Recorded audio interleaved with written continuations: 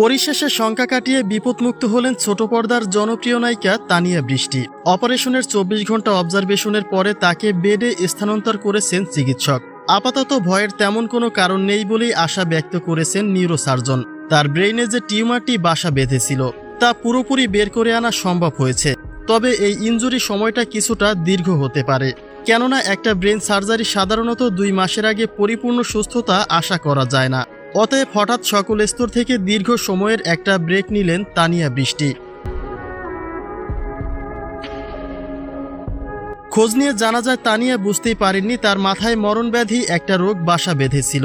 তিনি তার শুটিং নিয়ে এতটাই ব্যস্ত সময় কাটিয়েছেন যে নিজেকে নিয়েই ভাবার সময় তার হয়নি। ক্ষণে ক্ষণে মাথা ব্যথা আর সর্দি জ্বরও হার মেনেছে তার ব্যস্ততার কাছে। কিন্তু রোগটি যখন বড় আকার ধারণ করে ঠিক তখনই একসঙ্গে অসুস্থ হয়ে পড়েন তানিয়া, এবং তা নির্ধারিত কিছু পরীক্ষা নিরীক্ষার মাধ্যমে শনাক্ত করা হয় যে পর্দার এই কুইনের ব্রেইনে মরণঘাতী টিউমার বাসা বেঁধেছে, এবং তা শনাক্ত হওয়ার 48 ঘন্টার মাঝেই সার্জারির সিদ্ধান্ত নিয়েছেন চিকিৎসক।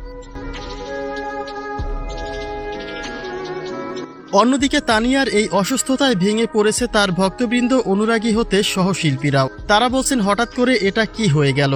তানিয়াকে দেখে কখনো বোঝাই যায়নি যে তার শরীরে এত বড় একটা রোগ বাসা বেঁধেছে।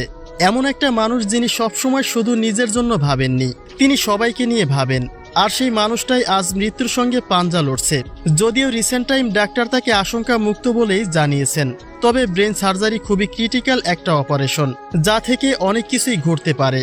তবে তানিয়ার জন্য 2 হাত তুলে সকলের কাছে দোয়া চাইছে তার পরিবার। মহান আল্লাহ তাআলা যেন তাকে আবার আগের মতো সুস্থ করে দেন, সেই কামনাই স্বজনদের।